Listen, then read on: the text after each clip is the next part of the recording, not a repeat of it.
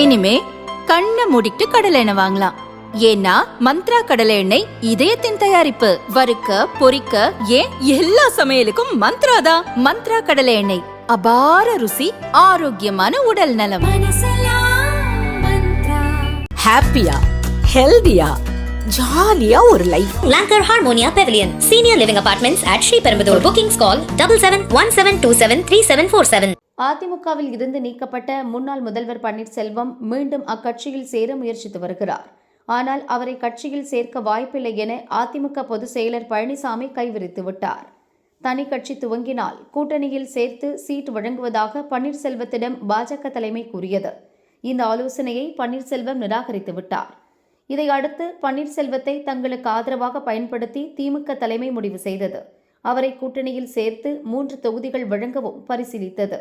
இதன் வாயிலாக தேனி, மதுரை, சிவகங்கை, திண்டுக்கல், ராமநாதபுரம் உள்ளிட்ட மாவட்டங்களில் உள்ள முக்குளத்தோர் சமுதாய ஓட்டுகள் தங்களுக்கு கிடைக்கும் என திமுக கணக்கு போட்டது.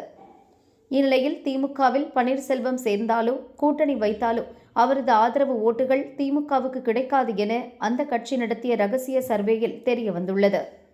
இதுகுறித்து திமுக வட்டாரத்தில் கூறப்படுவதாவது: பன்னீர்செல்வம் என்றாலே இரட்டை இலை சின்னம் என்ற எண்ணம் முக்குளத்தோர் சமுதாய மக்கள் மத்தியில் ஆழமாக பதிந்துவிட்டது.